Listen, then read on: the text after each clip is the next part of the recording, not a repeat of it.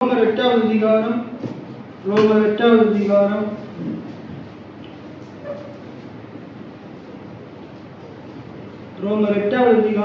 25வது 26வது வசனத்தை 24 25 26வது வசனத்தை நாங்கள் பார்ப்போம்.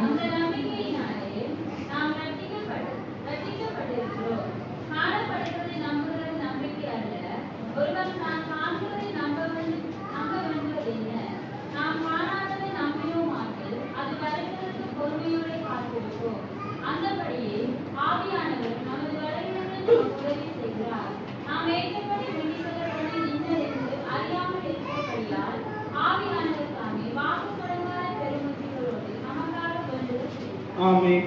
ஹல்லேலூயா. ஆண்டவருடைய நாமம் மகிமைப்படுவதாக. கடந்த ஒரு 3 வாரங்களாக நாங்கள் விசுவாச வாழ்க்கையை குறித்து நாங்கள் பார்க்கிறோம். விசுவாச வாழ்க்கை என்பது ஒரு குறுகிய கால ஒரு ஓட்டம் அல்ல. வாழ்க்கை என்பது ஒரு நீண்ட தூர பயணமாக இருக்கிறது. வேதத்தின்படி வாழ்க்கை என்பது ஒரு 30-40 வயசுல வாழ்ந்துட்டு மரித்து போகிறது அல்ல. கடந்த கிழமையெல்லாம் நீங்க கேள்விப்பட்டிருப்பீங்க, நம்முடைய பேசாலையில மாத்திரம் 4 பேர் போதை வஸ்து அதை காரணமாக அதை கடத்துகிறவங்க அதை பயன்படுத்துறதன் காரணமாக 4 பேர் இளம் வயதுல கிட்டத்தட்ட அவங்களுக்கு ஒரு 20 30 வயது 35 வயதுக்கு உட்பட்ட 4 பேர் சடலமாக மீட்கப்பட்டிருக்கிறாங்க. அப்ப இப்படிப்பட்ட ஒரு வாழ்க்கை வாழ்ந்துட்டு இப்படிப்பட்ட காரியங்களை செய்து மறைத்து போகிற அதெல்லாம் நம்முடைய வாழ்க்கை. ஆண்டவர் நமக்காக ஒரு நீண்ட ஒரு வாழ்க்கை ஆண்டவர் வைத்திருக்கிறார். நீடித்த வாழ்நாட்களை நாங்க வாழ வேண்டும் என்று ஆண்டவர் விரும்புகிறார். எத்தனை பேர் ஆமேன்னு சொல்றீங்க? நீங்க இந்த பூமியில நீடித்த நாட்கள் வாழணும். ஆண்டவருடைய வார்த்தை சொல்லுது, நீடித்த நாட்களால் அவனை திருப்தியாக்கி. 91வது சங்கீதம் கடைசி வசனத்தை ஒருவர் வாசிங்க. 91வது சங்கீதம் கடைசி வசனம். ஆண்டவர் நம்மளை நீடித்த நாட்களா திருப்தியா வாழ வைக்க ஆண்டவர் விரும்புகிறார்.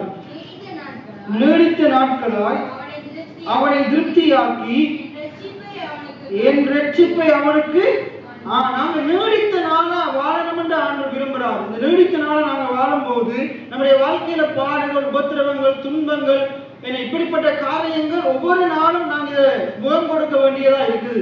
ஆண்டவர் ஒவ்வொரு நாளும் நமக்கு வருகிற பாடுகள், துன்பங்கள், கஷ்டங்கள், நஷ்டங்களில் இருந்து ஆண்டவர் நம்மளை ரட்சிப்பார். எத்தனை பேர் ஆமேன்னு சொல்றீங்க? ஒவ்வொரு நாளும் வருகிற உபத்திரவத்திலிருந்து ஆண்டவர் நம்மளை ரட்சிப்பார். நம்முடைய வாழ்க்கையில இன்றைக்கு நாங்க இவ்வளவு நாள் ஒரு 20-30 வருஷம் வாழ்ந்திருக்கிறோம்டா, இவ்வளவு நாளே இவ்வளவு பாடுகள், வேதனைகள். அப்ப இனி வரப்போற நாட்கள் இன்னும் எவ்வளவு இருக்குமோன்னு நாங்க பயந்து வாழக்கூடாது. இனி வரப்போற நாட்கள்ல பாடுகள், வேதனைகள் வந்தாலும் ஆண்டவர் வாக்கு பண்ணி இருக்கிறார். 91ஆம் சங்கீதம் 16வது வசனத்துல சொல்லி இருக்கிறாரு, நான் நீடித்த நாட்களா வாழும் போது ஒவ்வொரு நாட்களும் வருகிற பாடுகள் இருந்து என் ஆண்டவர் ரட்சிப்பார். எத்தனை பேர் ஆமேன்னு சொல்றீங்க? அந்த நிச்சயத்தோடு நாங்க வாழணும். ஆகையினால ஆண்டவர் நாங்க நீடித்த நாட்களா வாழணும் என்று விரும்புகிறார். கடந்த நேற்றைய தினத்திலையும் நான் ஒரு நியூஸ் திருப்பியும் பார்த்தேன். போன கிழமை பார்த்தேன். ஜப்பான்ல அவங்க கணக்கிட்டு இருக்கிறாங்க, கிட்டத்தட்ட 1 லட்சம் பேருக்கு மேல அங்க 100 வயசுக்கு மேல இன்றைக்கு வாழ்ந்து கொண்டிருக்கிறாங்க. எத்தனை பேர் ஆமேன்னு சொல்றீங்க? 100 வயதுக்கு மேல. இன்னைக்கு நம்முடைய தேசத்துல 80 வயசை தாண்டதே கஷ்டமா இருக்குது. அமெரிக்கா தேசத்துல கிட்டத்தட்ட பல லட்சக்கணக்கான ஜனங்கள் அங்க 2-3 லட்சத்துக்கு மேல 100 வயதுக்கு மேல வாழ்ந்து கொண்டிருக்கிறாங்க.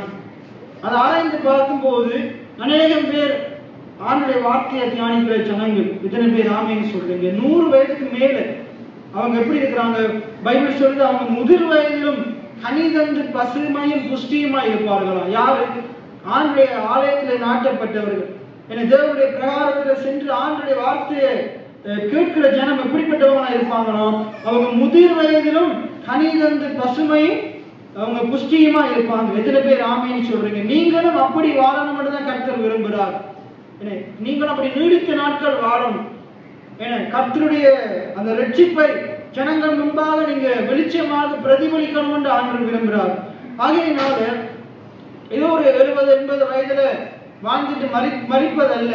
வாழ்கிற நாட்கள்ல கஷ்டத்திலே வாழ்ந்துட்டு சாகும் போதும் அப்படியே சஞ்சலத்தோடு மறிக்கிறது வாழ்க்கை அல்ல. நாங்க நீடித்த நாட்களாக நாங்க வாழணும். அந்த நீடித்த நாட்களால் நம்மளை ஆண்டவர் திருப்தியாக்கணும் என்று ஆண்டவர் விரும்புகிறார். ஆகையினால் விசுவாச வாழ்க்கை என்பது ஒரு மரதன் ஓட்டம் போல நீண்ட தூர பயணமா இருக்குது. குறுகிய காலத்துல வாழ்ந்துட்டு போவதல்ல, நீண்ட தூர ஒரு வாழ்க்கையா இருக்குது. ஆண்டவர் ஒவ்வொரு நாளும் நம்மளை என்ன செய்ய வைக்கிறார், நம்மளை பிழைக்க செய்ய அவர் வல்லமையுள்ளவரா இருக்கிறார். ஆகையினால இப்ப ஆண்டவர் தான் நமக்கு என்னத்தை கொடுத்தாரு, ஜீவனை கொடுத்திருக்கிறாரு, சுகத்தை கொடுத்திருக்கிறாரு, எனக்கு நீடித்த நாட்கள் நமக்கு கொடுத்திருக்கிறாரு. இதை நாங்க வாழணும் என்று விரும்புகிறாரு. ஆனா நம்ம என்ன செய்யறோம், சின்ன பிரச்சனை, சின்ன கஷ்டங்கள், சின்ன வேதனைகள், ஒரு சில நேரத்துல நம்ம செய்கிற பாவங்கள், தவறுகள் என்ன, அதன் நிமித்தமாக நாங்க அநேகர் என்ன செய்யறாங்கடா, தங்களுடைய உயிரை தாங்களே மாய்த்துக் கொள்றாங்க, தற்கொலை செய்யறாங்க. இன்னைக்கு இந்த இடத்துல இருக்கிற அநேகர், நீங்க இன்னும் தற்கொலை செய்யாம உயிரோடு இருந்தாலும் உங்களுக்கு இதுல நிறைய பேர், கிட்டத்தட்ட 3/4 பேருக்கு நீங்க ஒத்துக்கொள்வீங்க, அநேக நேரத்துல நான் சாகரத்துக்கு என்ன செய்திருக்கிறேன், சாகனம் இந்த சாக வாயினால பேசி இருக்கிறேன், இப்படி சொல்லி இருக்கிறேன். நான் பேசாம இவங்களோட வாழ்றதுக்கு, இந்த இடத்துல வாழ்றதுக்கு, இவன் இந்த பிள்ளைகளோட, இந்த கணவனோட, இந்த மனைவியோட வாழ்றதுக்கு செத்து போயிருந்தா நலமா இருந்திருக்கும் என்ன அப்படின்ட்டு நாங்க நிறைய நேரத்துல நாங்க யோசிச்சிருக்கிறோம், பேசி இருக்கிறோம், மரணத்தை விரும்பி இருக்கிறோம். ஆண்டுடைய வார்த்தை சொல்லுது, மரணத்தை உன்னுடைய வாயில பேசாது, மரணமும் ஜீவனும் உன்ற வாயில இருக்குது, நீ எதுல பிரியப்படுகிறாயோ அதன் கனியை புசிப்பாய். ஆண்டவர் மரணத்துல பிரியப்படுன்னு எப்பயுமே சொல்லல. உபாகமம் 30 சொல்றாரு, நீ ஜீவனை விரும்பு. பைபிள்ல சொல்லுது, 2-3 இடங்கள்ல சொல்லுது, ஜீவனை விரும்பி நல்ல நாட்களை காண வேண்டும் என்று விரும்புகிறவன் பொல்லாப்புக்கு தன் நாவை. எத்தனை பேர் ஆமீன் சொல்றீங்க? ஜீவனை விரும்புகிறவன் மரணத்தை பேசக்கூடாது, பொல்லாத காரியத்தை பேசக்கூடாது. எத்தனை பேர் ஆமீன் சொல்றீங்க? அப்ப நாங்க நீடித்த நாட்களா வாழணும் என்று ஆண்டவர் விரும்புகிறார். இப்ப நீடித்த நாட்களா வாழணும் என்றா இந்த வாழ்க்கையை கொடுத்த கர்த்தரை நாங்க நம்பணும். எத்தனை பேர் ஆமீன் சொல்றீங்க? கர்த்தர் மேல் நம்முடைய விசுவாசத்தை வைக்கணும். இப்ப நாங்க வாசிச்ச பகுதியில ரோமர் புத்தகத்தை நாங்க இப்ப வாசிச்ச பகுதியை திருப்பிக் கொள்வோம். ரோமர் 8ஆம் அதிகாரம், அதுல சொல்லப்படுது பாருங்க, அந்த நம்பிக்கையினாலே, எந்த நம்பிக்கையினாலே, மேலே இருக்கிற வசனங்களை நீங்க வாசிச்சீங்கன்னா 20வது வசனத்திலிருந்து 19ஆம் வசனத்திலிருந்து நாங்க பார்ப்போம். ரோமர் 8:19, மேலும் தேவனுடைய புத்திரர் வெளிப்படுவதற்கு சிருஷ்டியானது, ஆண்டவராகிய இயேசு கிறிஸ்து, இரட்சகராகிய இயேசு கிறிஸ்து வெளிப்படுவதற்கு, இந்த உலகத்தில் வெளிப்படுவதற்கு, இந்த பூமியில வெளிப்படுவதற்கு மனுஷர்கள் மாத்திரமல்ல, தேவனால சிருஷ்டிக்கப்பட்ட மனுஷர்கள் மாத்திரமல்ல, இந்த முழு உலகமும் என்ன செய்து கொண்டிருக்குது, ஆண்டவரால படைக்கப்பட்ட சகல சிருஷ்டியும், எல்லா சிருஷ்டிகளும் ஆவலோடு காத்து கொண்டிருக்குதாம். அது அழகா சொல்லப்படுது பாருங்க, ஆண்டவர் தேவனுடைய புத்திரர் வெளிப்படுவதற்கு சிருஷ்டியானது மிகுந்த ஆவலோடு காத்து கொண்டிருக்கிறது. நம்மளும் தேவனால சிருஷ்டிக்கப்பட்டவங்க தானே. எத்தனை பேர் ஆண்டவராக இயேசு கிறிஸ்து வெளிப்படுவதற்கு காத்திருக்கிறீங்க? இயேசு வரணும் என்று எத்தனை பேர் விரும்புகிறீங்க? எத்தனை பேர் ஆவலா காத்திருக்கிறீங்க? சிருஷ்டி எப்படி காத்திருக்குதா? ஆவலோடு காத்து கொண்டிருக்கிறது. இப்ப நம்மளும் எப்படி காத்திருக்கணுமா? அவர் இப்போதைக்கு வந்துடக்கூடாது, என்ன வந்துட்டா நான் பரலோகம் போக முடியாது, அப்படி பயத்தோடு அல்ல, அவர் எப்ப வருவார் என்று ஆவலோடு காத்து கொண்டிருக்கோம். எத்தனை பேர் ஆமீன் சொல்றீங்க? அந்த 10 கன்னிகையில அந்த 5 கன்னிகளை போல ஆயத்தம் இல்லாதவர்களா இல்லை, ஆயத்தம் உள்ளவர்களால் ஆவலோடு காத்து கொண்டிருக்கும். அவர் வரப்போகிறாரு, அவர் வரும் நாளிலே என்னை கரமசைத்து அன்பாய் கூப்பிட்டு சேர்த்துக் கொள்வார், அங்கே அவருடனே ஆடிப்பாடி மகிழ்ந்திருப்பேன் என்ற விசுவாசத்தோடு, நிச்சயத்தோடு அவருடைய வருகைக்காக நாங்கள் ஆவலோடு காத்திருக்கணும் என்று ஆண்டவர் விரும்புகிறார். அதுக்கு கீழே வாசிங்க, அது என்னவென்றால் சிருஷ்டியானது, இன்றைக்கு அந்த சிருஷ்டி எல்லாம் எப்படி இருக்குது, இன்னைக்கு மனுஷனும் எப்படி இருக்குதான், மனுஷனுடைய சரீரம் எப்படி இருக்குது, இந்த உலகம் எப்படி இருக்குது, இந்த உலகம் எப்படி இருக்குது, அக்கினிக்கு இரையா வைக்கப்பட்டிருக்குது. இந்த வானமும் பூமியும், இன்றைக்கு நீங்க கண்ணால காண்கிற இந்த வானம், இந்த பூமி, அதே போல இன்றைக்கு உங்களுக்கு இருக்கிற சொத்துக்கள், சுகங்கள், அதெல்லாம் அழிவுக்குரியதா இருக்குது. நாங்க போன கிழமைக்கு முதல் கிழமை நம்ம பார்த்தோம் இந்த போதனையை கேட்கும் போது, இன்னைக்கு உங்கள்கிட்ட இருக்கிற தங்கங்கள், வெள்ளி, பொண்ணெல்லாம் அது அழிவுக்குரியது. இன்னைக்கு உலகத்துல இன்னொரு காரியத்தை நம்ம பார்க்க போகிறோம். இன்னைக்கு இந்த உலகத்துல ஓட்ட பந்தயத்துல ஓடுகிறவங்க, விளையாட்டு வீரர்கள், சினிமா நடிகர்கள், இதே போல ஏதோ ஒரு போட்டிகள்ல பங்கு பெற்றுக்கிறவங்க, இன்னைக்கு பிள்ளைகள் படிக்கிறாங்க, படிக்கிற பிள்ளைகள் அவங்க ஒரு மெடலுக்காக படிக்கிறாங்க, சர்டிபிகேட்டுக்காக படிக்கிறாங்க, ஒரு பந்தய பொருளுக்காக படிக்கிறாங்க. வேதமும் சொல்லுது, நீங்க இந்த உலகத்துல ஒரு பந்தயத்தை பெறுறதுக்காக, பந்தய பொருளை பெறுறதுக்காக ஓடிக்கொண்டிருக்கிறீங்க. ஆனா இந்த ஓட்டத்துல நீங்க வெற்றி பெற்றாலும் அதுல கிடைக்கிற பந்தய பொருள் அழிந்து போகக்கூடியதா இருக்குது. இந்த உலகத்தில் இருக்கிற வெள்ளி பொன் எல்லாம் அழிந்து போகக்கூடியதா இருக்குது. ஆனா ஆண்டவர் உங்களுக்காக ஆயத்தம் பண்ணி வைத்திருக்கிற கிரீடம் அது ஜீவ கிரீடமா இருக்குது. எத்தனை பேர் ஆமேன்னு சொல்றீங்க? அது அழியாத கிரீடமா இருக்குது. ஆகையினால அந்த கிரீடத்தை பெறும்படிக்கு பெற்றுக்கொள்ளத்தக்கதாக ஓடுங்கள் ஆண்டவர் சொல்றார். அழியக்கூடிய இந்த காரியங்களை அல்ல, அழியாத தேவன் உங்களுக்காக ஆயத்தம் பண்ணின அழியாத காரியங்களை பெற்றுக்கொள்ளத்தக்கதாக ஓடுங்கள் ஆண்டவர் சொல்றார். எத்தனை பேர் ஆமேன்னு சொல்றீங்க? அப்ப இங்க பாருங்க, அழகா சொல்லப்படுகிறது. அது என்னவென்றால், சிருஷ்டியானது அழிவுக்குரிய அடிமைத்தனத்தில் இருந்து, இன்னைக்கு அழிவு என்பது ஒரு அடிமைத்தனம்.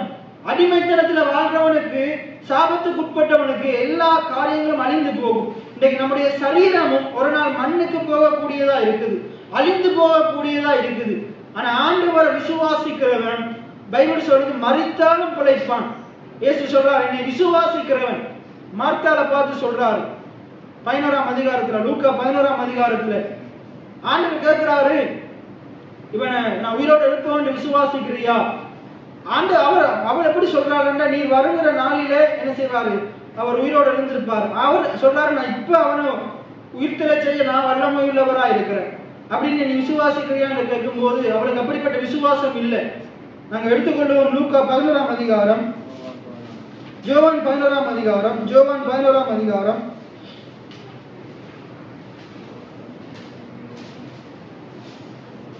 25-26 வசனம்.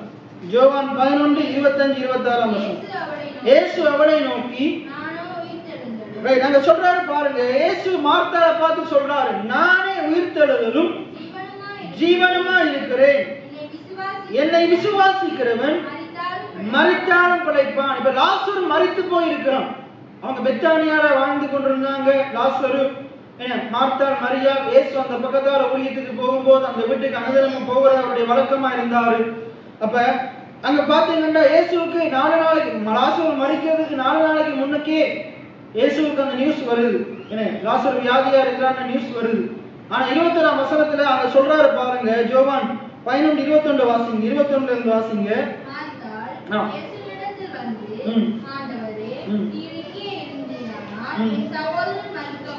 அப்ப என்ன சொல்றாரு? லாசரு வியாதியா இருக்கும் போது நீர் இங்கே இருந்தீரானா என் சகோதரன்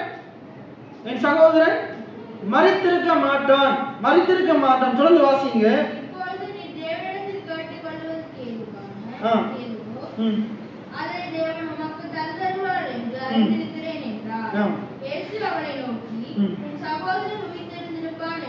இயேசு என்ன சொல்றாரு?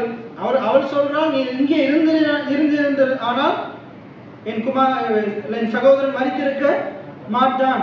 அப்ப அவர் இயேசு என்ன சொல்றாரு? நீ இப்ப விசுவாசிக்கிறியா?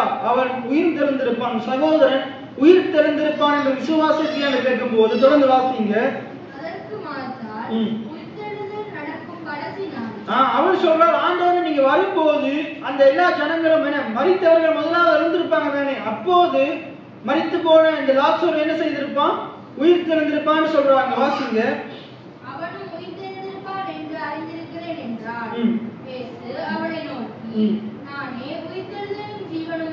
அவர் சொல்றாரு, நானே உயிர்த்தெழுதலும் ஜீவனுமாய். உயிர்த்தெழுதல் என்பது ஏதோ ஒரு நாள் காலம் அல்ல, இயேசுவை உயிர்த்தெழுதலும் ஜீவனுமா இருக்கிறார். எத்தனை பேர் ஆமீன் சொல்றீங்க? ஏதோ நாள் காலம் அல்ல உயிர்த்தெழுதல், அது வரப்போகிற காரியம் அல்ல, விசுவாசிக்கிறவனுக்கு இன்றே அது நடக்கிற காரியமா இருக்கு. எத்தனை பேர் ஆமீன் சொல்றீங்க? அப்ப சொல்றாரு, நானே உயிர்த்தெழுதலும் நானே ஜீவனுமா இருக்கிறேன். அப்ப இயேசுவை விசுவாசிக்கிறவன், இயேசுவின் மேல நம்பிக்கை வைக்கிறவனால என்ன செய்ய முடியும்? மரித்தாலும் பிழைக்க. எத்தனை பேர் அதை விசுவாசிக்கிறீங்க? அநேகருக்குள்ள இப்படிப்பட்ட விசுவாசம் அந்த அளவுக்கு இல்ல. எனக்கு கீழே ஆண்டவரே சொல்றார், நானே உயிர்த்தெழுதலும் ஜீவனுமா இருக்கிறேன். எல்லாம் சொல்லுங்க, இயேசுவே உயிர்த்தெழுதலும் ஜீவனுமா இருக்கிறார். இயேசுவை விசுவாசிக்கிறவன் மரித்தாலும் பிழைப்பான். எத்தனை பேர் ஆமீன் சொல்றீங்க? நாங்க போன கிழமை பார்த்தோம், ஆபிரகாம் அந்த ஆதியாகமம் 22ஆம் அதிகாரத்துல அவன் எப்படி விசுவாசிச்சு ஈசாக்கு ஒப்பு கொடுக்கிறான், எப்படி விசுவாசிச்சு ஒப்பு கொடுக்கிறான்? இவனை நான் திருப்பி பாவனையா பெற்றுக் கொள்ளுவேன். எத்தனை பேர் ஆமீன் சொல்றீங்க? ஆண்டவர் வாக்கு பண்ணி இருக்கிறார், உன் சந்ததி மூலமா இந்த ஈசாக்கின் இடத்திலிருந்து உன் சந்ததி விளங்கும். அவருடைய வாக்கு பண்ணி இருக்கிற ஆண்டவர் வாக்கு மாறாதவரா இருக்கிறார். அவர் சொன்னதை செய்கிறவரா இருக்கிறார். ஈசாக்கு இடத்தில் உன் சந்ததி விளங்கும் என்று எனக்கு வாக்கு பண்ணி இருக்கிறாரு. நான் இவனை வெட்டியே போட்டாலும் ஆண்டவர் இவனை உயிரோடு எழுப்ப வல்லவராய் இருக்கிறார் அப்படின்னு ஆண்டவரை விசுவாசிக்கிறான். எபிரேயர் 11ஆம் அதிகாரம் 17ஆம் வசனம் சொல்லுது. என்ன, நான் இவனை வெட்டியே போட்டாலும் இவனை நான் பலியிட்டாலும் ஆண்டவர் அவனை உயிரோடு எழுப்ப வல்லவராய் இருக்கிறார் அப்படின்னு விசுவாசிச்சு ஈசாக்கு ஒப்பு கொடுத்தான். தேவன் அவனை பாவனையாக ஆபிரகாமுக்கு திரும்ப கொடுத்தார் வேதம் சொல்லுது. இன்னைக்கு அதே போலதான் நாங்க விசுவாசத்தினால நாங்க இந்த காரியங்களை ஆபிரகாமை போல விசுவாசம் உடையவர்களாக இப்படிப்பட்ட காரியங்களை செய்யும் போது ஆபிரகாமுக்கு செய்த ஆண்டவர் எங்களுக்கும் செய்ய வல்லவராய் இருக்கிறார். எத்தனை பேர் ஆமீன் சொல்றீங்க? அப்ப இயேசுவை உயிர்த்தெழுதலும் ஜீவனமா இருக்கிறார். இயேசுவை விசுவாசிக்கிறவன் என்ன செய்வானா? மரித்து போனாலும் என்ன செய்வான்? மரித்து போனாலும், மரித்து சடலம் மண்ணுக்கு அடைக்கப்பட்டாலும் ஆண்டவரால மரித்த சடலத்தை உயிரோடு எழுப்ப முடியும். எசேக்கியேல் 37ஆம் அதிகாரத்துல உலர்ந்து போன எலும்புகளையே உயிரோடு எழுப்பின ஆண்டவர் இன்றைக்கும் உயிரோடு இருக்கிறார். அவர் உயிர்ப்பிக்க வல்லமை உள்ளவராய் இருக்கிறார். எத்தனை பேர் ஆமீன் சொல்றீங்க? ரைட். இதை கூடி ஓரளவுக்கு விசுவாசிக்கலாம்.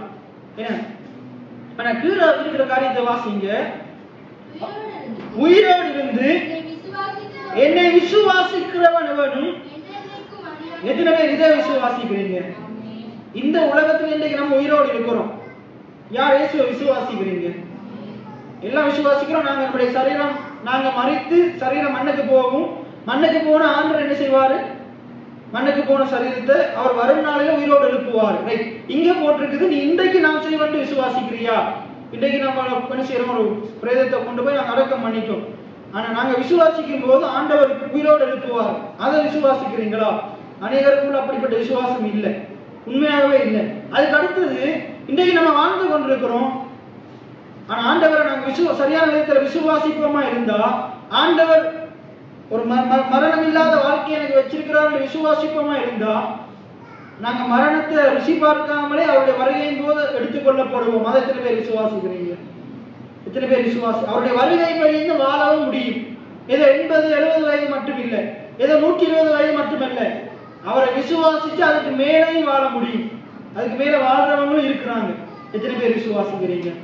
அந்த விசுவாச, அந்த அளவுக்கு நம்முடைய விசுவாசம் எப்படி வளரும்டா, அவர் அறிகிற அறிவினாலதான் வளரும். ஆண்டுடைய வார்த்தையை தியானிக்க தான். இப்படி எல்லாம் பைபிள்ல இருக்குதா? இதை நீங்க தனிப்பட்ட முறையில தியானிச்சு பாருங்க, ருசி பார்த்து பாருங்க. தேவன் உங்களையும் பிழைக்க செய்ய வல்லமையுள்ளவராக இருக்கிறார். எத்தனை பேர் ஆமீன் சொல்றீங்க? நீங்க மனிதன் தான் என்ன செய்கிறான்? லிமிட் பண்ணி வச்சிருக்கிறான். என்ன, அந்த மனுஷனுடைய 1000 நாட்கள் 70 பலத்தின் மிகுதினால் 80 என்று சொன்னது ஆண்டவர் அல்ல. கர்த்தர் அந்த வார்த்தையை சொல்லல. அந்த வார்த்தையை சொன்னது யாரு? மோசே தான் சொன்னார். சங்கீதத்துல இருக்குது. அது ஆண்டவர், அத மோசே தான் சொல்லி இருக்கிறார். கர்த்தர் வாயினால் அந்த வார்த்தை வரல. அதை சொன்ன மோசே எத்தனை வருஷம் வாழ்ந்தார்? 120 வயசு வரைக்கும் வாழ்ந்தார். அவர் 80-70 120 வயசு வரைக்கும் வாழ்ந்தார். அவர் வாழ்ந்து மறிக்கும் போது கூடி அவருடைய கண்கள் இருளடையவில்லை என்று அந்த வசனம் சொல்லுது. அப்ப அவர் ஆரோக்கியமா தான் இறந்திருக்கிறார். எத்தனை பேர் ஆமீன் சொல்றீங்க? அப்ப விசுவாசிக்கிறவனாலும் அறியாமலும் இருக்க முடியும் என்று ஆண்டுடைய வார்த்தை சொல்லுது. ஆகையினால ஆண்டவர் என்னத்தை விரும்புகிறாரு? உண்மையாகவே ஆண்டவர் மனுஷன் எத்தனை வருடங்கள் வாழ வேண்டும் என்று விரும்பினார்ன்றா, அவரை போல மனுஷன் அவருடைய சாயலாக படைக்கப்பட்டதுனால மனுஷனும் நித்தியமா வாழும்படிக்கு படைக்கப்பட்டான். எத்தனை பேர் ஆமீன் சொல்றீங்க? மனுஷன் மரிப்பதற்காக படைக்கப்படல. பாவத்தின் மூலமா தான் மரணம் வந்தது. பாவம் சாத்தான் மூலமா வந்தது. என்ன, வஞ்சித்ததுனால வந்தது. சாத்தானுடைய வஞ்சனையினாலதான் பாவம் வந்தது. அந்த பாவத்தின் சம்பளம் தான் மரணம். ஏன்னா அந்த மரணத்தையே ஆண்டவர் நமக்காக ஏற்றுக்கொண்டுட்டார். ஏனென்றால் மரணம் ஆண்டவருக்கு சித்தமானது அல்ல. எத்தனை பேர் ஆமீன் சொல்றீங்க? நானும் நீங்கள் மரிப்பது ஆண்டவருக்கு சித்தமே கிடையாது. அதனாலதான் உயிர்த்தெழுதலும் ஜீவனமாகிய ஆண்டவர் உலகத்துக்கு வந்து நமக்காக மரித்து நம்முடைய மரணத்தை அவர் ஏற்றுக்கொண்டு நமக்கு அவருடைய ஜீவனை தந்திருக்கிறார். அவருடைய ஜீவனை தந்திருக்கிறார். ஏன்னா யோவான் 10:10 என்ன சொல்லுது? திருடன் திருடவும் கொல்லவும் அழிக்கவும் வருகிறானே அன்றி வேறொன்றுக்கும் வரான். ஆண்டவர் திருடனா? ஆண்டவர் கொல்லுகிறவரா? ஆண்டவர் அழிக்கிறவரா? அது பிசாசு. பிசாசு பொய்க்கு பிதாவமா இருக்கிறான். பிசாசு திருடனா இருக்கிறான். பிசாசு வஞ்சிக்கிறவனா இருக்கிறான், அழிக்கிறவனா இருக்கிறான். ஆண்டவர் ஜீவனை கொடுக்கிறவரா இருக்கிறார். எத்தனை பேர் ஆமீன் சொல்றீங்க? என் ஆண்டவர் ஜீவனை கொடுக்கிறவரா இருக்கிறார். எல்லாம் சொல்லுங்க, என் ஆண்டவர் ஜீவனை கொடுக்கிறவரா இருக்கிறார். அவர் உயிர்த்தெழுதலும் ஜீவனமா இருக்கிறார். எத்தனை பேர் ஆமென் சொல்றீங்க? அவரை விசுவாசிக்கிற நான், என்ன சொல்லுங்க, அவரை விசுவாசிக்கிற நான் மரித்தாலும் பிழைப்பேன், மரியாமலும் இருப்பேன். எத்தனை பேர் ஆமென் சொல்றீங்க? அவர் அந்த அளவுக்கு உங்களுடைய விசுவாசம் இருக்கான்னு நீங்க உங்களை ஆராய்ந்து பாருங்க. இப்ப நாங்க வருவோம் ரோமர் 8ஆம் அதிகாரத்துக்கு. ரோமர் 8ஆம் அதிகாரம் அதுல சொல்லப்படுது பாருங்க. ரோமர் 8ஆம் அதிகாரம் அதுல சொல்லப்படுது பாருங்க, 19ஆம் வசனம்.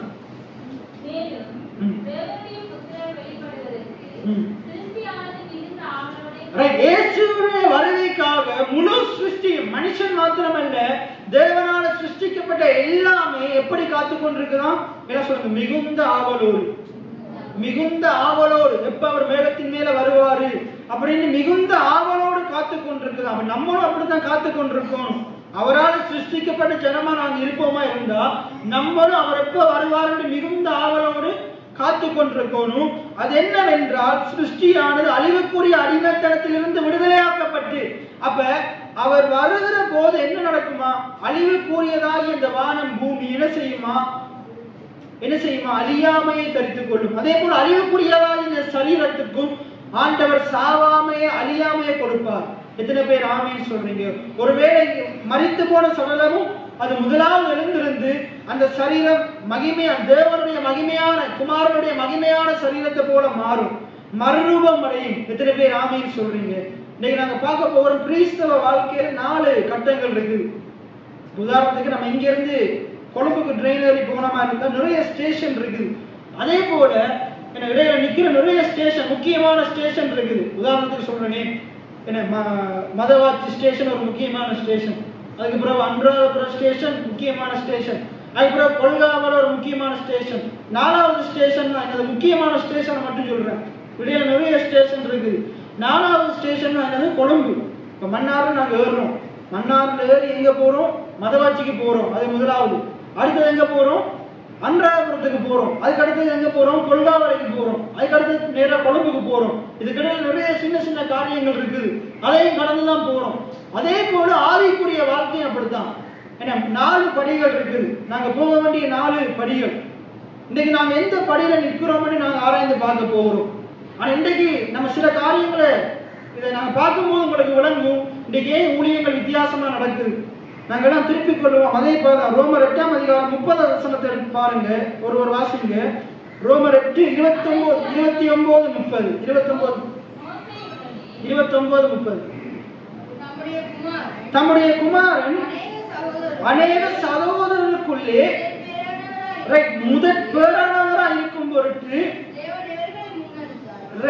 பாருங்க, ஆண்டவராக இயேசு கிறிஸ்து உயிர்த்தெழுந்ததுல முதற் பேரானவர். அவர்தான் முதலாவது உயிர்த்தெழுந்தார். இப்ப அதுக்கு பிறகு உயிர்த்தெழுந்தவங்க தான் நாங்க. அதுக்கு பிறகு அவர் மறுபுறப்படைந்தவங்க, அவருக்கு பிறகு மறுபுறத்தை அடைந்தவங்க நாங்க. அதுல சொல்லுது பாருங்க, அவர் எப்படிப்பட்டவராக இருக்கிறார்? தம்முடைய குமாரன், அதாவது தேவனுடைய குமாரன் அநேக சகோதரர்களுக்குள்ளே முதற் பேரானவராக இருக்கும் பொருட்டு தேவன் எவர்களை முன்குறித்தாரோ, என்ன சொல்லுங்க, தேவன் எவர்களை முன்குறித்தாரோ அவர்களை தமது குமாரனுடைய சாயலுக்கு ஒப்பாவதற்கு முன்குறித்திருக்கிறார். எத்தனை பேர் ஆமென் சொல்றீங்க? தேவன் உங்களை என்னையும் முன்குறித்திருக்கிறார். எத்தனை பேர் ஆமென் சொல்றீங்க? எப்ப முன்குறித்திருக்கிறாரு? நாங்க தாயின் கருவில உருவாக முன்னமே. எத்தனை பேர் ஆமென் சொல்றீங்க? தேவன் நம்மளை முன்குறித்திருக்கிறார். எதுக்கு முன்குறித்திருக்கிறார்? தாயின் கருவில உருவாகிறதுக்கு முன்னுக்கே எதற்கு முன்குறித்திருக்கிறார்? இந்த உலகத்துல இருக்கிற மற்ற பாவ மனுஷர்களை போல, இந்த உலகத்தில் ஒத்த வேஷம் தரிச்ச மனுஷர்களை போல வாழ்வதற்கல்ல, அவருடைய தேவனுடைய குமாரனுக்கு ஒப்பாக வாழும்படிக்கு மாறுவதற்கு. எத்தனை பேர் ஆமென் சொல்றீங்க? இயேசுவை போல மாறுவதற்கு. என்ன அதான் நம்ம படிக்கிறோம், உண்மை போல மாறணுமே ஏசையா, நான் உண்மை போல மாறணுமே. என்ன, நான் மாறவே ஆசைப்படுகிறேன் எல்லாம் படிக்கிறோம். யாரை போல மாற ஆசைப்படுறீங்க? இயேசுவை போல மாற ஆசைப்படணும். எத்தனை பேர் ஆமென் சொல்றீங்க? இயேசு தேவனுக்கு பிள்ளையா இருக்கிறது போல நாங்களும் பிள்ளையா இருக்கிறோம். அதை ஆண்டவர் எப்ப முடிவெடுத்தாரு? நாங்க தாயின் கருவில உருவாவதற்கு முன்னமே அவர் முன்குறித்திருக்கிறார். எத்தனை பேர் ஆமென் சொல்றீங்க? அப்ப இங்க பாருங்க சொல்லப்படுது, எவர்களை எவர்களை முன்னறிந்தாரோ, எவர்களை முன்குறித்திருக்கிறார். அந்த வசனத்தை திருப்பி இருக்க வாசிங்க. தேவன் எவர்களை முன்னறிந்தாரோ, எல்லாம் சொல்லுங்க. தேவன் எவர்களை முன்னறிந்தாரோ அவர்களை தம்முடைய குமாரனுடைய சாயலுக்கு ஒப்பாவதற்கு முன்குறித்திருக்கிறார். என்னை தேவனுடைய குமாரனுடைய சாயலுக்கு ஒப்பா இருப்பதற்கு முன்குறித்திருக்கிறார். அப்ப நான் தேவனால் முன்குறிக்கப்பட்டவன், நான் இயேசுவை போல இருப்பதற்கு முன்குறிக்கப்பட்டவன். என்ன சொல்லுங்க? நான் இயேசுவை போல இருப்பதற்கு முன்குறிக்கப்பட்டவன். இன்னொரு இடத்துல பவுல் சொல்றாரு, அவர் இருக்கிற பிரகாரமே நாங்கள் இருக்கிறோம். என்ன சொல்லுங்க? அவர் இருக்கிற பிரகாரமே நாங்கள் இருக்கிறோம். எத்தனை பேர் ஆமீன் சொல்றீங்க? இப்ப முதலாவது கட்டம் என்னது? முதலாவது ஸ்டேஷன் அது. தேவன் நம்மளை முன்குறித்திருக்கிறார். எப்படி? பாவியாகிய நம்மளை அவருடைய பிள்ளையா இருக்கும்படிக்கு முன்குறித்திருக்கிறார். யோவான் 1:12 சொல்றது பாருங்க. யோவான் 1:12 ஒரு வாசிங்க. யோவான் 1:12. அவருடைய நாமத்தின் மேல் விசுவாசம் உள்ளவர்களாய் அவரை ஏற்றுக்கொண்டவர்கள் எத்தனை பேர்களோ அத்தனை பேர்களும் தேவனுடைய பிள்ளைகளாகி அவர்களுக்கு அதிகாரம் பாருங்க. யாரெல்லாம் இயேசுவை ஏற்றுக்கொண்டீங்களோ, இயேசுவை ஏற்றுக்கொண்ட அத்தனை பேரும் யாரு? யாருடைய பிள்ளைகள்? அவருடைய தேவனுடைய பிள்ளைகளா இருக்கிறீங்க. எத்தனை பேர் ஆமீன் சொல்றீங்க? அப்ப இங்கே சொல்லுது, அவர் நம்மளை முன்குறித்திருக்கிறார். எப்படி முன்குறித்திருக்கிறார்? அவருடைய பிள்ளைகளாகும்படிக்கு. அதாவது இயேசு, தேவனுக்கு இயேசு யாரு? தேவனுக்கு இயேசு யாரு? குமாரன். எத்தனை பேர் ஆமீன் சொல்றீங்க? இப்ப நம்மளும் அவரை போல அவருடைய குமாரன் ஆவதற்கு, பிள்ளைகள் ஆவதற்கு ஆண்டவர் நம்மளை என்ன செய்திருக்கிறாரு? முன்குறித்திருக்கிறார். அப்ப பிள்ளைகள் ஆகிறதுக்கு முன்னுக்கு நம்ம தாயின் கர்ப்பத்தில் எப்படி பிறக்கிறோம்? பாவிகளாத்தான் பிறக்கிறோம். தாவீது என்ன சொல்றாரு? என் தாய் என்னை பாவத்தில் கர்ப்பம் தரித்தார்.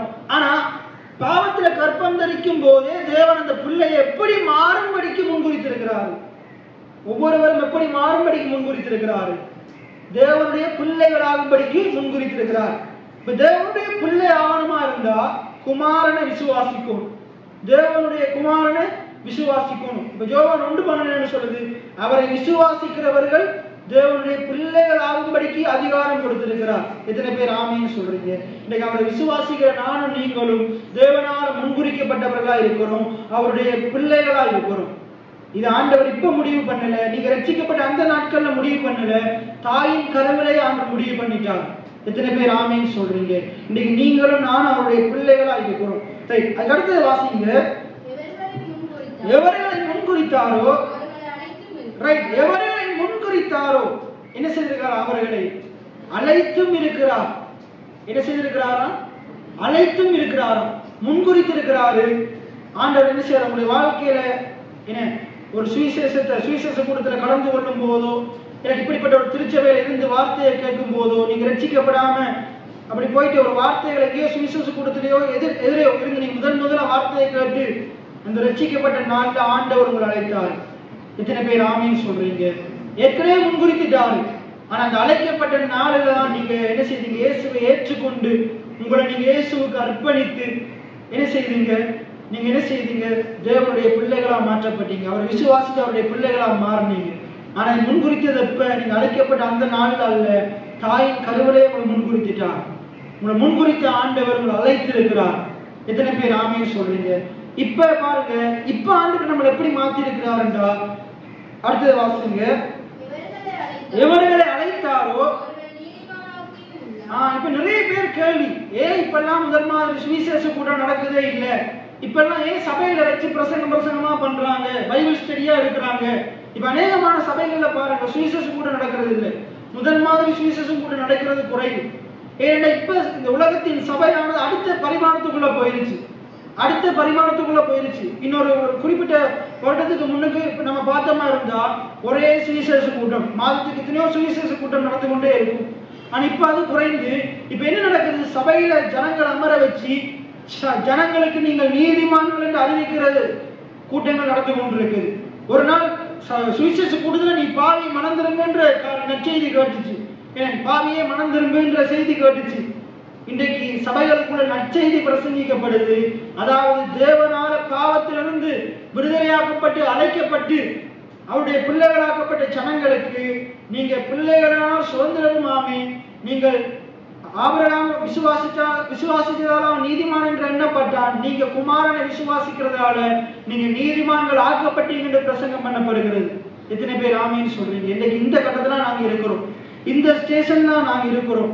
இன்னைக்கு அதனாலதான் சபைகள்ல என்ன பிரசங்கிக்கப்படுது?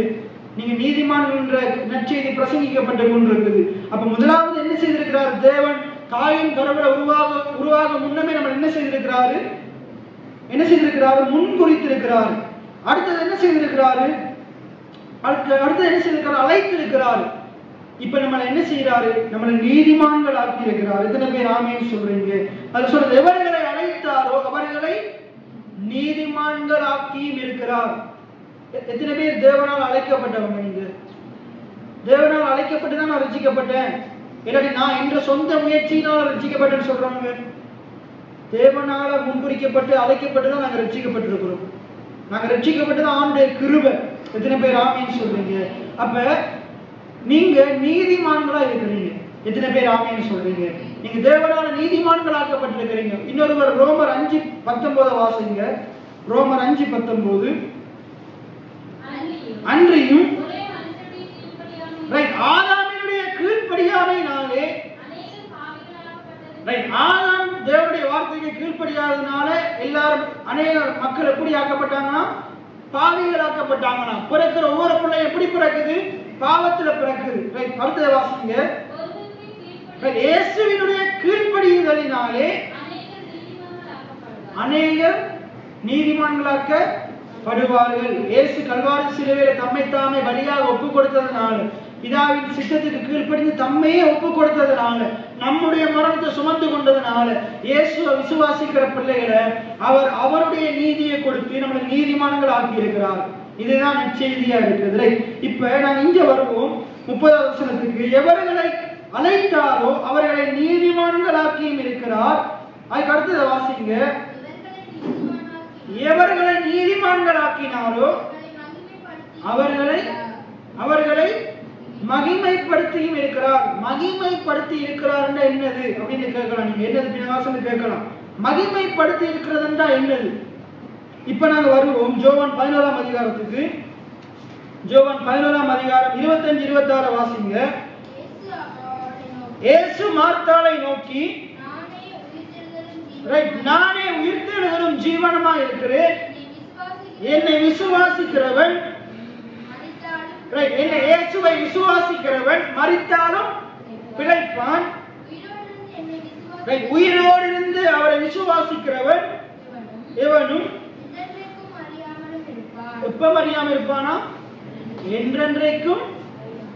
ஆண்டவர் நமக்கு நியமித்த வாழ்க்கை என்ன வாழ்க்கை? என்றென்றைக்கும் மரணம் இல்லாத வாழ்க்கை. ஆதாமுக்கு ஆண்டவர் நியமித்த வாழ்க்கை என்னது? என்றென்றைக்கும் மரணம் இல்லாத வாழ்க்கை, அழிவில்லாத வாழ்க்கை, நித்திய வாழ்க்கை. அதைத்தான் ஆண்டவர் ஆதாமுக்கு கொடுத்தார். ஆனா அவன் ஆண்டுடைய வார்த்தைக்கு கீழ்ப்படியாம ஆண்டவர் அப்பயும் சொல்றாரு, இந்த விருட்சத்தின் கனியை புசிக்கும் நாளிலே நீ சாகவே சாவாய். என்ன புசிக்கும் நாளிலே நீ சாகவே சாவாய் ஆண்டவர் சொன்னார். அந்த வார்த்தைக்கு மீறி வடிவாக்க போனா ஆதாம் பழத்தை புசிச்சதால சாகல, ஆண்டவர் புசிக்க வேண்டாம் என்று சொன்ன வார்த்தையை மீறி புசிச்சதால செத்தான். எத்தனை பேர் ஆமீன்னு சொல்றீங்க? இன்னைக்கு ஆண்டவர் இன்னைக்கு பாருங்க, உங்களுடைய வாழ்க்கையில நீங்க இந்த வேதத்தில் இருக்கிற காரியத்தை ஆண்டவர் சொன்ன காரியங்களை மீறி செய்யறது பாவம். பாவம் என்ற என்ன வேதம் சொல்றதுன்னா, நியாய பிரமாணத்தை மீறுவதே பாவம். அதாவது ஆண்டுடைய வார்த்தையை மீறுவதே பாவம். ஏன்னா இப்ப உங்க வீட்டுல ஒரு அப்பா கணவர் என்ன செய்யறாரு, ஒரு ஐஸ்கிரீம் டப்பா வாங்கிட்டு வர்றாரு, வாங்கிட்டு ஃப்ரிட்ஜில் வைக்கிறார், வச்சுட்டு அது உங்களுக்கு தான் வாங்கிட்டு வந்திருக்கிறாரு, ஏன்னா வீட்டுல இருக்கிற எல்லாருக்கும் தான் வாங்கிட்டு வந்திருக்கிறாரு. ஆனா அவர் சொல்றாரு, நான் உங்களுக்கு எடுத்து தர வரைக்கும் நீங்க என்ன செய்யக்கூடாது, அதை சாப்பிடக்கூடாது, என்ன சாப்பிட கூடாது. அது என்ன எங்கட பிரச்சனை இருக்குது, எங்கட வீடுதான் இது என்று அவருடைய வார்த்தையை மீறி தொட்டிங்களா இருந்தா அது என்னது? பிள்ளை. அவர் சொன்ன வார்த்தையை மீறுதான் படுபிள்ளை. அதே போலதான் அது தோட்டத்தில் அது விருட்சமா இருக்குது, எல்லா பழங்களை போல அது ஒரு பழம் தான், அதையும் புசிக்கலாம், ஒரு பிரச்சனை இல்லை. ஆனா அவங்க என்ன சொல்லி இருக்கிறார், அதை உண்டாக்கின ஆண்டவர், அதுக்கு பொறுப்பான ஆண்டவர், அந்த சராசரங்களை ஆளுகிற ஆண்டவர் ஒரு காரியத்தை வாக்கு பண்ணி இருக்கிறார். ஏன்னா இந்த இலங்கை தேசத்தை ஆளுகிற என்ன செய்யறாரு, ஆளுங்கிற அதிபதி இன்னைக்கு என்ன செய்திருக்கிறாரு, ஜனாதிபதி என்ன செய்திருக்கிறாரு, சில சட்டங்களை போட்டிருக்கிறாரு. என்ன, லஞ்சம் வாங்கக்கூடாது, ஊழல் செய்யக்கூடாது. அந்த சட்டத்தை மீறி செய்கிறது என்னது, இந்த நாட்டு சட்டப்படி என்னது பிழை. அப்படி செய்கிறவங்க என்ன செய்வாங்க, அதுக்குரிய தண்டனைகளை கொடுப்பாங்க. அதே போலதான் வானத்தையும் பூமியையும் உண்டாக்கின ஆண்டவர், அந்த ஆதாரம் உண்டாக்கின ஆண்டவர், ஏவாளை உண்டாக்கின ஆண்டவர், அங்க இருக்கிற எல்லா மிருகங்களை உண்டாக்கின ஆண்டவர், அந்த விருட்சத்தின் கனியை உண்டாக்கின ஆண்டவர், இதனை தொடக்கூடாது என்ற வார்த்தையை சொல்லியிருக்கிறார். அந்த வார்த்தையை மீறினது என்னது, பாவம். இந்த பாவத்தின் சம்பளம் என்னது, மரணம். ஆண்டவர் சொல்லிட்டாரு, இதை புசிக்கும் நாளிலே சாகவே சாவார். அப்ப மரணத்தை யார் எடுத்துக்கொண்டது, யார் எடுத்துக்கொண்டது, ஆதாம் தான் எடுத்துக்கொண்டான். ஆண்டவர் சொல்லி என்ன செஞ்சிட்டான், எனக்கு மரணம் தேவைன்னு அவன் தான் எடுத்துக்கொண்டான். இன்னைக்கு நம்மளும் என்ன செய்யறோம், ஆண்டவர் சொல்றாரு மரணம். நானும் நிறைய தினம் உங்களை சொல்லியிருக்கிறேன், வாயில மரணத்தை பேசாதீங்க, அறிக்கை செய்யாதீங்க. ஆனா நம்ம என்ன செய்யறோம், அதெல்லாம் கேட்கிறோம். ஆண்டுடைய வார்த்தையை மீறி இல்ல இதோட வாழ்றதுக்கு நான் செத்து போயிடலாம், இப்படித்தான் நம்ம என்ன செய்து கொண்டிருக்கிறோம், பேசிக்கொண்டு மரணத்தை நம்ம எடுத்துக்கொள்றோம். உபாகம் 30 அப்படியே சொல்றாரு, உனக்கு முன்பாக ஜீவனையும் மரணத்தையும் வைத்தேன். அதிலே ஆண்டவர் சொல்றாரு, ஜீவனை தெரிந்து கொள், நன்மையை தெரிந்து கொள், ஆசீர்வாதத்தை தெரிந்து கொள். எத்தனை பேர் ஆமீன் சொல்றீங்க? உபாகம் 30 வாசித்து பாருங்க, இப்படியே சொல்றாரு, ஜீவனை தெரிந்து கொள்ளும் ஆண்டவர் சொல்றாரு. நம்ம என்னத்தை தெரிஞ்சு கொள்ளணும் என்று ஆண்டவர் சொல்லி தர்றார். சரி, அப்ப நாங்க மனுஷன் நீடித்த நாட்களை வாழணும்னு கடவுள் விரும்புகிறார். ஆதாம் நீடித்த நாட்களை நித்தியமா வாழும்படிக்கு தான் ஆண்டவர் உண்டாக்கினார். அதிலே ஆண்டவர் சொல்றாரு, இதை புசிக்கும் நாளிலே சாவாய்ன்னு சொல்லி சொன்ன ஆண்டுடைய வார்த்தைக்கு மீறி அவன் காரியங்களை செய்ததுனால, பாவம் செய்ததுனால மரணம் உலகத்துக்குள்ள பிரவேசித்தது. மரணம் உலகத்தை ஆண்டு கொண்டது. மரணம் உலகத்தை ஆண்டு கொண்டது. அப்ப அந்த மரணத்துக்கு ஆண்டவர் ஒரு தீர்வை உண்டு பண்றதுக்காகத்தான் உயிர்த்தெழுதலும் ஜீவனும் ஆகிய தன்னுடைய குமாரன் உலகத்துக்கு அனுப்பி அவர் என்ன செய்தார், பிலிப்பியர் 2ஆம் அதிகாரம் சொல்லுது, அவர் தம்மை தாமே தாழ்த்தி அடிமையின் ரூபம் எடுத்து மனுஷ சாயலானார். சிலுவையின் மரண பரியந்தம் தம்மை தாமே தாழ்த்தி கீழ்ப்படிந்தவராகி, அதாவது பிதாவின் வார்த்தைக்கு கீழ்ப்படிந்தவராகி, முதலாவது ஆதாம் படைக்கப்பட்ட தன்னை உண்டாக்கின ஆண்டவருக்கு கீழ்ப்படிய, ஆனா இரண்டாவது ஆதாமாகிய கடைசி ஆதாமாகிய இயேசு கிறிஸ்து சிலுவையின் மரண பரியந்தம் தேவனுக்கு கீழ்ப்படிந்தார். பிதாவின் சித்தத்துக்கு அர்ப்பணித்தார். தம்மை தாமே பலியாக ஒப்புக் கொடுத்தார். ஜனங்களுக்காக அந்த மரணத்தை தன் மீது ஏற்றுக்கொண்டார். அவனுடைய பாவங்களை, சாபங்களை, அக்கிரமத்தை, மீறுதல்களை தன் மீது ஏற்றுக்கொண்டார். நமக்கு சமாதானத்தை உண்டாக்கி இருக்கிறார். எத்தனை பேர் ஆமீன் சொல்றீங்க? நமக்கு சமாதானத்தை உண்டு பண்ணும் ஆக்கினை அவர் மேல் வந்தது. இன்னைக்கு நமக்கு சமாதானம் உண்டாயிருக்கிறது. எத்தனை பேர் ஆமீன் சொல்றீங்க? அப்ப மனுஷன் எதற்காக உண்டாக்கப்பட்டான்? எல்லாம் சொல்லுங்க, நித்தியமா வாழும்படிக்கு உண்டாக்கப்பட்டான். எதற்காக உண்டாக்கப்பட்டான்? நித்தியமா வாழும்படிக்கு உண்டாக்கப்பட்டான். ஏன்னா இன்றைக்கு இயேசுவை விசுவாசிக்கிற பிள்ளைகளுக்கு நித்திய வாழ்க்கை உண்டு. எத்தனை பேர் அதை விசுவாசிக்கிறீங்க? உங்களுக்கு நித்திய வாழ்க்கை உண்டு. நீங்க இந்த உலகத்துல நீங்க மரித்தே போனாலும் நீங்க ஆண்டவர் விசுவாசிப்பீங்கன்னா ஆண்டவர் உயிரோடு எழுப்புவார். இல்ல நான் எல்லாம் வரும்போது நான் என்ன செய்வேன், அவர் வரும் நாளிலே என்ன செய்வாரு, கிறிஸ்துவுக்குள் மரிக்கிறவர்கள் முதலாவது எழுந்திருப்பார்கள் என்று சொல்லும்போது அவர் வரும்போது நான் என்ன செய்வேன், மரித்து நான் பெட்டிக்குள்ள இருந்தா மண்ணுக்குள்ள விழுந்தனா இருந்தா நான் என்ன செய்ய போறேன், அவர் வரும்போது நான் முதலாவது எழுந்திருப்பேன். அவர் வரும்போது முதலாவது எழுந்திருப்பேன். இப்ப நம்ம வாழும்போதே ஆண்டவர் வருவாரா இருந்தா, ஆண்டவராக இயேசு கிறிஸ்துவை விசுவாசிக்கிறவங்க என்ன செய்வாங்க, அவங்க எடுத்துக்கொள்ளப்படுவாங்க. என்ன மத்தியாவயத்தில் எடுத்துக்கொள்ளப்படுவாங்க. இப்ப அவர் விசுவாசிக்காதவங்க என்ன நடக்கும்னா, அவங்களுக்கு என்ன நடக்கும், உலகத்துல வாழ்வாங்களா இருந்தா, ஏற்கனவே இதை பேசியிருக்கிறேன், அவங்க உலகத்துல வாழ்வாங்களா இருந்தா, அவரை விசுவாசிக்காத ஜனங்கள், அவரை விசுவாசிக்காம வாழ்கிற ஜனங்கள், அவருடைய வார்த்தைக்கு விரோதமா செய்யப்படுகிறவங்க என்ன செய்வாங்கன்னா, அவங்களுக்கு உபத்திரவ காலம் இருக்கு. அந்த உபத்திரவ காலத்துல அவங்க சில காரியங்களை செய்யாம ஆண்டவருக்கு சாட்சியா இருப்பாங்களா இருந்தா, ஆண்டவர் அவங்களையும் தம்மோடு சேர்த்து கொள்வார். அவங்களும் புதிய பூமிக்கு போவாங்க. ஆனா அந்த உபத்திரவ காலத்துல மறுதளிக்கிறவங்க அந்த அக்கினி கடல்ல தள்ளப்படுவாங்க, அந்த நிறைய காரியத்துக்குள்ள தள்ளப்படுவாங்க. இன்றைக்கு ஆண்டவரை விசுவாசிக்காம மரிக்கிறவங்க பாஸ்டர் சொன்னது போல பாதாளத்துக்கு போவாங்க.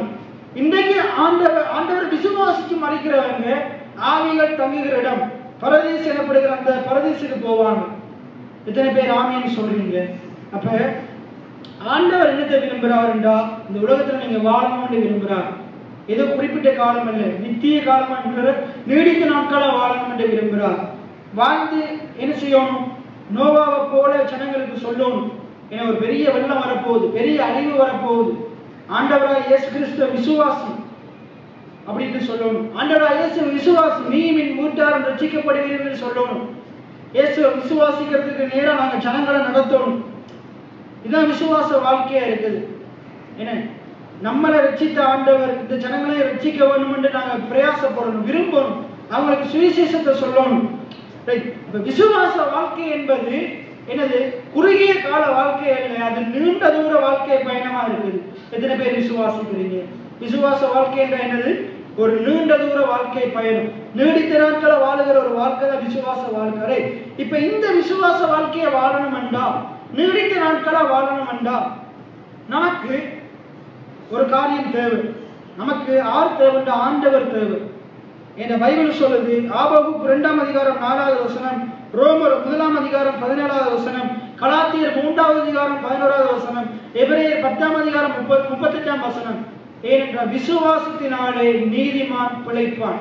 எல்லாம் சொல்ற, விசுவாசத்தினாலே நீதிமான் பிழைப்பான். இன்னைக்கு முதலாவது நமக்கு இது விசுவாசத்தினாலே நீதிமான் பிழைப்பான் அப்படின்னா என்னன்னா, விசுவாசத்தினாலே நீதிமான் வாழ்வடைவான். என்ன சொல்லுங்க? விசுவாசத்தினாலே நீதிமான் வாழ்வடைவான். எத்தனை பேர் ஆமீன் சொல்றீங்க? இப்ப நீதிமானண்டா யாரு? நீதிமானண்டா யாரு? நீதிமானண்டா நல்ல காரியம் செய்கிறவன், சரியா நடக்கிறவன் நீதிமானா? வேதத்தின்படி தேவனால மன்னிக்கப்பட்டவன் நீதிமானா? தேவனால மன்னிக்கப்பட்டவன் தான் நீதிமான். உதாரணத்துக்கு சொல்றேன், உங்களுக்கு விளங்குறதுக்காக சொல்றேன். டீச்சர் வந்து வீட்டு பாடம் கொடுத்துருக்குறாங்க. ஒரு டீச்சர் வந்து வீட்டு பாடம் கொடுத்துருக்குறாங்க, நாளைக்கு வரும்போது செஞ்சுட்டு வரணும், நாளைக்கு வரும்போது செஞ்சுட்டு வரணும். இல்லைங்களா? இப்போ பார்த்தீங்கன்னா அந்த வகுப்பில் நிறைய பேர் வந்திருக்கிறாங்க, டீச்சர் இன்னும் வரல, அவங்க டீச்சர் லேட் ஆகி வர்றதுக்கு லேட் ஆகிட்டு. அப்போ வீட்டு பாடம் செஞ்சுட்டு வந்து ஆக்கணும்னா டீச்சர் வரும்போது டீச்சருக்கு முன்னாடி எப்படி இருப்பாங்க? எப்படி இருப்பாங்க? தலையை காட்டிட்டு இப்படி இருப்பாங்க. ஏன்னா வீட்டு பாடம் செய்யாமல் வந்தாக்கள் ஒரு ஆளுக்கு பின்னுக்கு என்ன செய்வாங்க? டீச்சர் என்னைய பார்த்துடக்கூடாதுன்னு தலைக்கு இன்னொரு ஆள் தலைக்கு பின்னுக்கு ஒளிஞ்சிருப்பாங்க.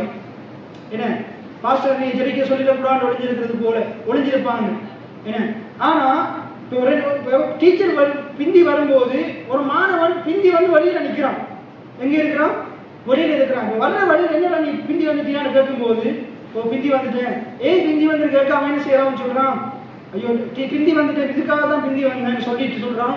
டீச்சர் நீங்க சொன்ன வீட்டு பாடத்தான் என்ன செய்யல, ஐயோ நான் செய்யாம வந்துட்டேன், இப்படி ஒரு காரியத்தினால செய்யாம வந்துட்டேன்னு சொன்னோன்னே சரி பரவாயில்ல நான் உன்னை மன்னிச்சிடறேன்னு சொல்லிட்டு மன்னிச்சுட்டு இப்போ கிளாஸுக்குள்ள வர்றாரு.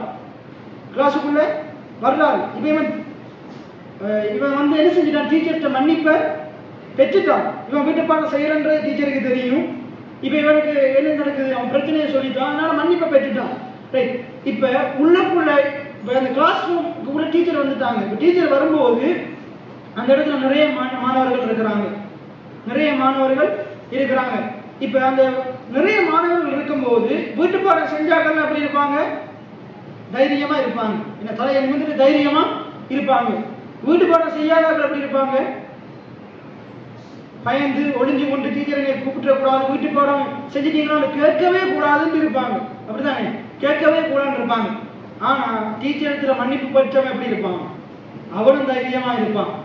ஏன்? அவன் மன்னிப்பை ஏற்றுட்டான். இன்னைக்கு நாங்க எப்படிப்பட்டவங்க வேண்டா, சரியா வீட்டு பாடத்தை நியாயப்பிரமாணம் பைபிளை முழுக்க சரியா செஞ்சுட்டு வந்து இருக்கிறார்கள் இல்லை. நாங்க யாருன்னா தேவனிடத்துல மன்னிப்பை பெற்ற ஆக்கள், அவருடைய ரத்தத்தினால கழுவப்பட்ட ஆக்கள், அவரால் சுத்திகரிக்கப்பட்ட ஆக்கள். எத்தனை பேர் ஆமீன்னு சொல்றீங்க? பவுல் சொல்றார், பாவியிலே பிரதான பாவி நான் அப்படின்னு சொல்றார். என்னுடைய பாவத்தை அவர் மன்னித்திருக்கிறார், அவருடைய ரத்தத்தினால் என்னை கழுவி இருக்கிறார், என்னை பரிசுத்தமா ஆக்கி இருக்கிறார். இப்படி அவர் செய்தது எதை வெளிப்படுத்து? அவர் எவ்வளவு நல்லவர்ன்றதை வெளிப்படுத்து. எத்தனை பேர் ஆமீன்னு சொல்றீங்க? அப்ப நாங்க நீதிமான்களுக்கு இன்னொரு அர்த்தம் சொல்ல போனா தேவனாலே மன்னிக்கப்பட்டவர்கள். எபிரேயர் 4:16 சொல்லுது. எபிரேயர் 4:16 வாசிங்க. எபிரேயர் 4:16.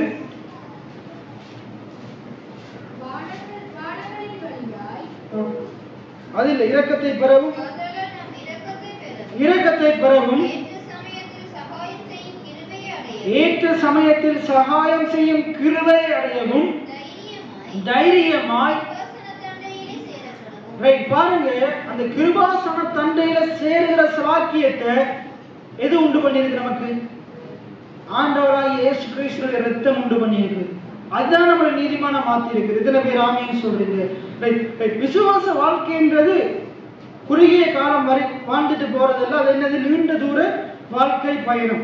இந்த நீண்ட தூர வாழ்க்கை பயணம் வாழணுமா இருந்தால் நாங்க யார் என்ற அறிவு நமக்கு இருக்கணும். முதலாவது நம்மளை உண்டாக்கின ஆண்டவர் யார் என்ற அறிவு இருக்கணும். 1 தீமோத்தேயு எடுத்துக்கொள்ளுங்க. 2 தீமோத்தேயு 1:12. 2 தீமோத்தேயு 1:12.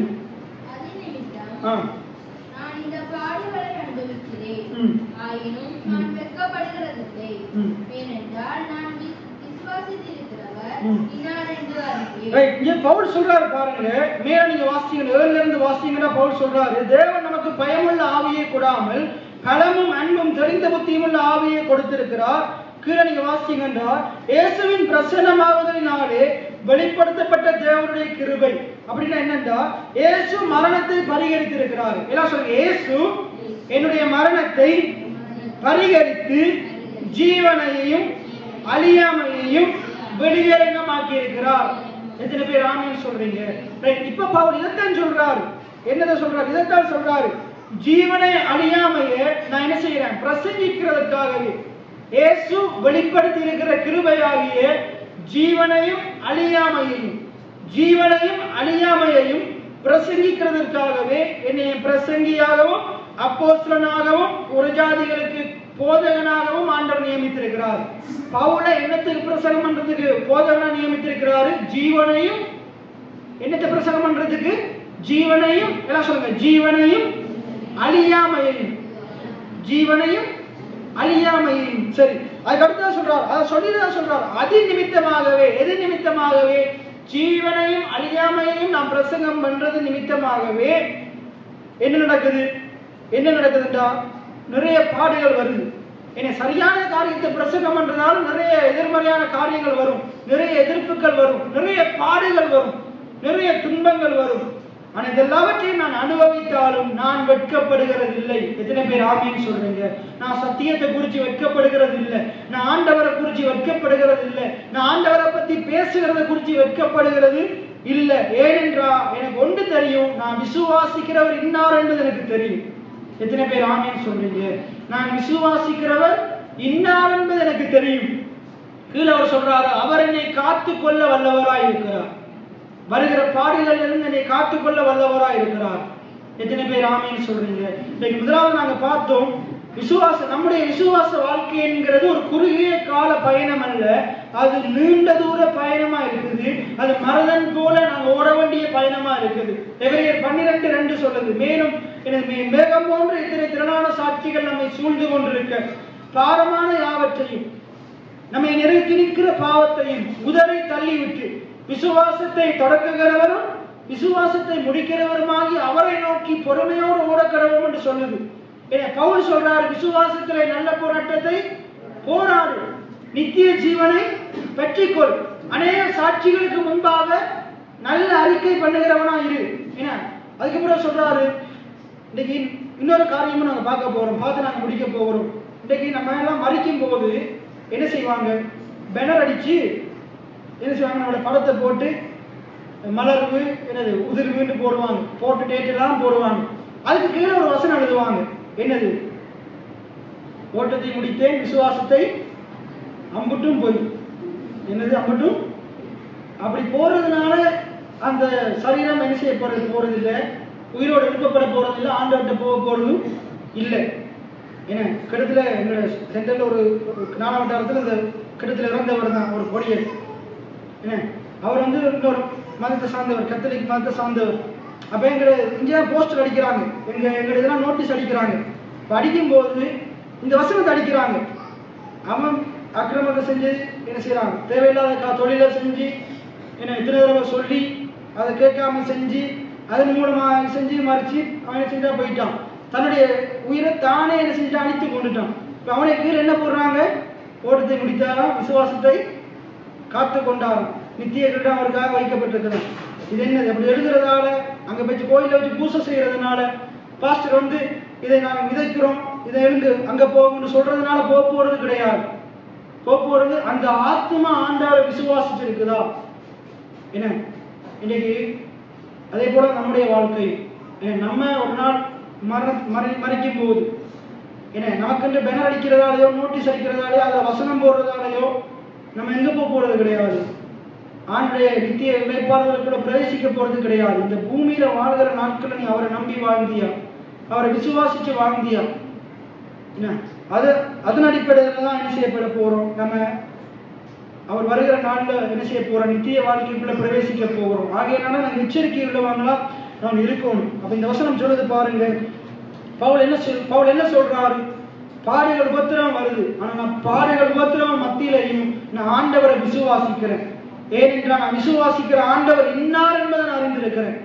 அவர் என்னை காத்துக்கொள்ள வல்லவராய் இருக்கிறார். எல்லாம் சொல்லுங்க, நான் விசுவாசிக்கிற ஆண்டவர் என்னை காத்துக்கொள்ள வல்லவராய் இருக்கிறார். எத்தனை பேர் ஆமீன் சொல்றீங்க? இன்னொரு வசனத்தை பார்ப்போம். சங்கீதம் 48:14. சங்கீதம் 48:14. சில வசனங்களை நாங்கள் வேகமா பார்த்து நாங்கள் முடிக்க போகிறோம். எல்லாம் சொல்லுங்க, இந்த தேவன், இன்னைக்கு விசுவாசிக்கிற தேவன் யாருன்னு பார்க்க போறோம். இந்த தேவன் என்றென்றைக்கும் உள்ள சதா காலங்களிலும் என்னுடைய தேவன், நம்முடைய தேவன். எல்லாம் சொல்லுங்க, இந்த தேவன், நான் விசுவாசிக்கிற தேவன், என்றென்றைக்கும் உள்ள சதா காலங்களிலும் எனது தேவன், மரண பரியந்தம் என்னை நடத்துவார், மரண பரியந்தம் என்னை நடத்துவார், மரண பரியந்தம் நம்மை நடத்துவார். எத்தனை பேர் விசுவாசிக்கிறீங்க?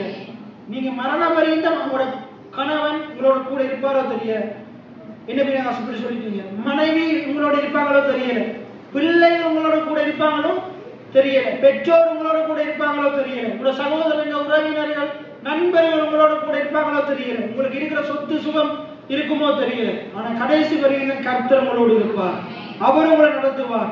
யோசேப்போடு கர்த்தர் இருந்தார். என்ன, யோசேப்புக்கு சில வயது வரைக்கும் தான் சகோதரர் இருந்தாங்க, அப்பா இருந்தாரு, அம்மா மறித்துட்டாங்க, அப்பா கொஞ்ச காலம் தான் இருந்தாரு. சகோதரர்கள் அவங்க தான் அவனை அங்கிருந்து தூட தள்ளி விட்டது. என்ன, இப்படித்தான் மனிதங்க இப்படிப்பட்டவங்க. அதான் மனுஷனை நம்பாத ஆண்டவர் சொல்றார், கர்த்தரை நம்புன்னு சொல்லுது. என்ன, அப்ப ஆனா தேவன் மரண வரையும் கூட இருந்தார். எத்தனை பேர் ஆமேன்னு சொல்றீங்க? அதுக்கப்புறம் யோசேப்புடைய எலும்புகள் என்ன செய்யுது, அங்க வாக்குத்தத்தம் பண்ணப்பட்ட தேசத்துக்கு போகுது. இந்த தேவன், இன்னைக்கு நீங்க ஆராதிக்கிற தேவன், இன்னைக்கு நீங்க யாருடைய வார்த்தையை கேட்கறீங்க? உங்களை படித்தவருடைய வார்த்தையை கேட்கறீங்க. நீங்க விசுவாசிக்கிற தேவன் எப்படிப்பட்டவர் என்ற அறிவு உங்களுக்கு இருக்கும்.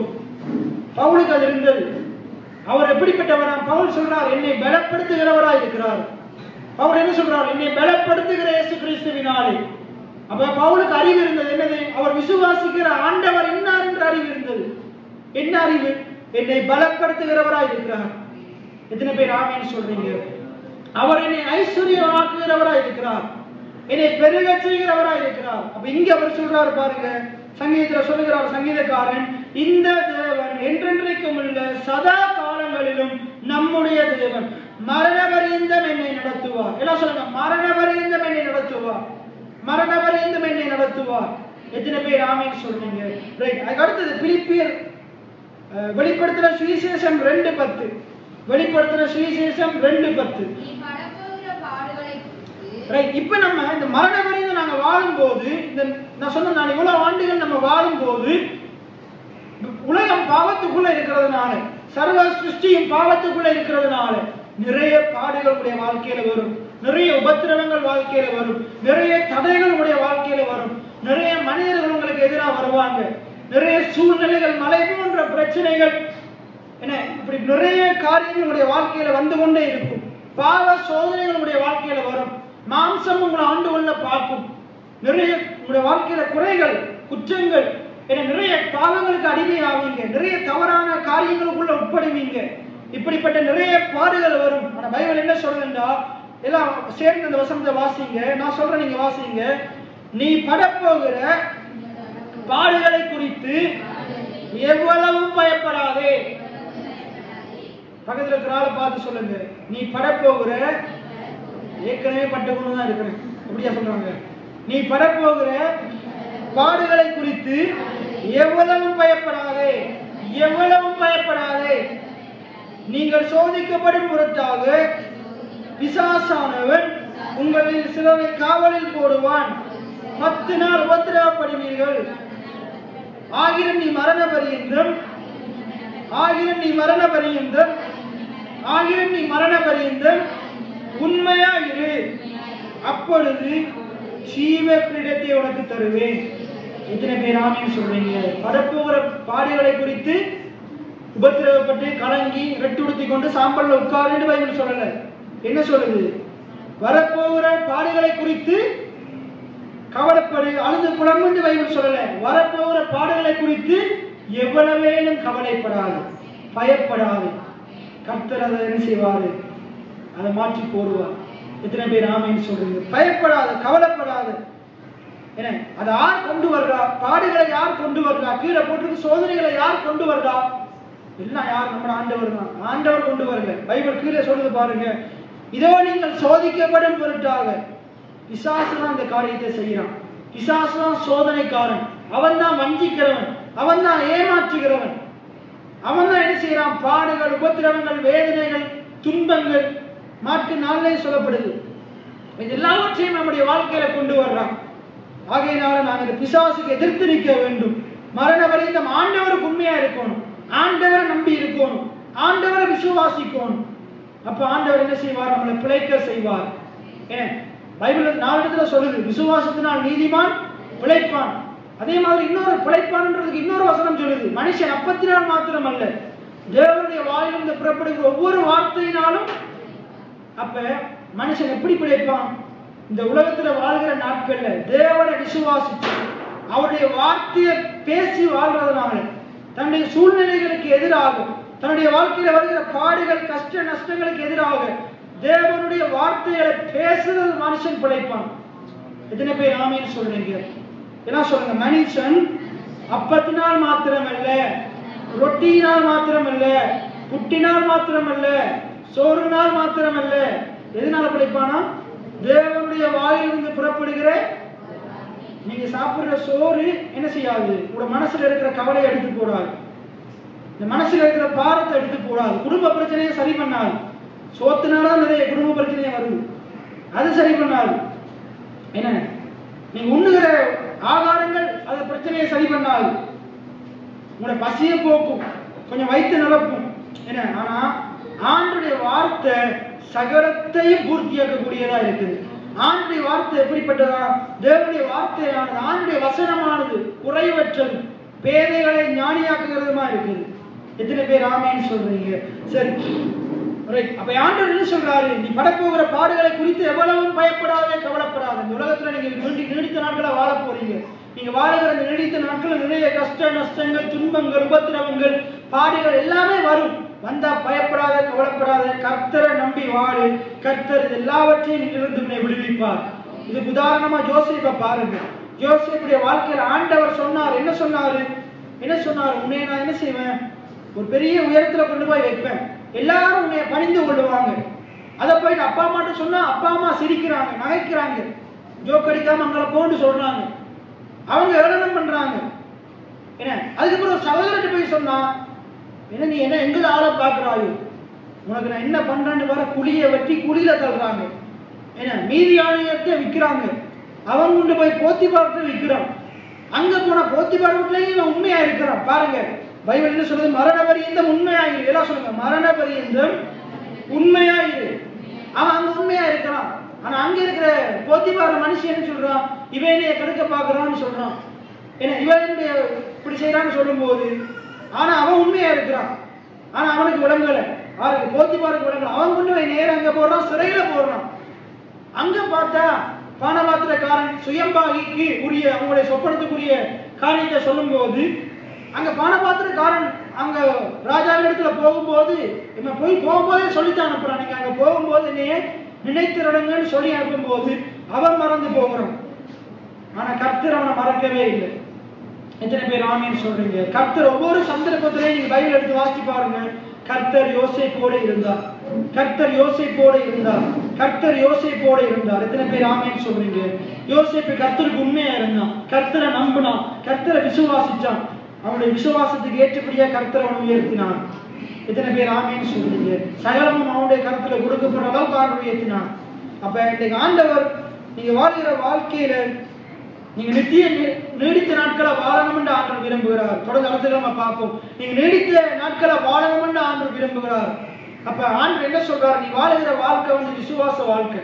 நீ கடவுளை நம்பி வாழு, கடவுளை விசுவாசிச்சு வாழு.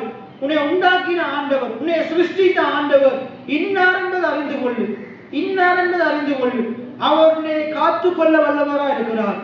நீ இந்த இத்தனை ஆண்டுகள் நீ வாழ போகிற வாழ்க்கையில ஒரு வேளை நீங்க 100-120 வருஷம் வாழ போறீங்கன்றா, இல்லை நான் 80 வருஷம் எனக்கு போதும்டா, நீங்க வாழ போகிற இந்த வாழ்க்கையில ஆண்டவர் ஒவ்வொரு நாளும் உங்களை காக்க வல்லவரா இருக்கிறார். அவர் உங்களுக்கு உன்னதமானவரா இருப்பார். அவர் உங்களை மறைத்து என்ன செய்வார்? பாதுகாத்துக் கொள்வார். அவர் உங்களுக்கு கோட்டையா இருப்பார், கேடகமா இருப்பார், தஞ்சமா இருப்பார்.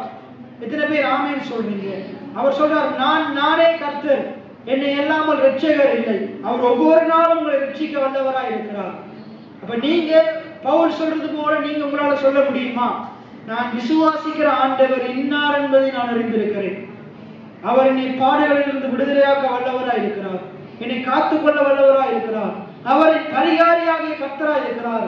எனக்கு ஆரோக்கியத்தை தருகிறவராய் இருக்கிறார், எனக்கு பலனை உண்டு பண்ணுகிறவராய் இருக்கிறார், என்னை வெற்றியடைய செய்கிறவராய் இருக்கிறார், என்னை பெருக செய்கிறவராய் இருக்கிறார். என் குறைவுகளை எல்லாம் தம்முடைய மகிமையின் ஐஸ்வர்யத்தின்படி மகிமையில நிறைவாக்குகிறவராய் இருக்கிறார். நீங்க ஆண்டவர் எப்படி விசுவாசிக்கிறீங்க? இப்படி விசுவாசிக்கிறீங்களா? நீங்க நிறைய பேர் எப்படி விசுவாசிக்கிறாங்க? அவர் தான் கஷ்டம், பஞ்சம், வியாதி, வறுமை, வேதனை அவர் தான் தருகிறார். இதெல்லாம் வாழ்க்கையில ஆண்டவர் எனக்கு ஏன் இதை அனுமதிச்சீங்க, எனக்கு ஏன் இதை தந்தீங்கன்னு கேட்கும். இதெல்லாம் ஆண்டவர் தரல. ஆண்டவர் நன்மையானவைகளை தருகிறவராய் இருக்கிறார். எத்தனை பேர் ஆமீன் சொல்றீங்க? ஆண்டவருடைய வாழ்க்கையில நன்மையானவைகளை தருவார். உங்களுக்காக நன்மையானவைகளை ஆயத்தம் பண்ணி வச்சிருக்கிறார். அங்க கீழே நம்ம வாசித்த பகுதியில சொல்லுது, காண்கிறவைகளை நம்பினோமானால் அது நம்பிக்கை அல்ல, காணாதவைகளை நம்புகிறது தான் நம்பிக்கை.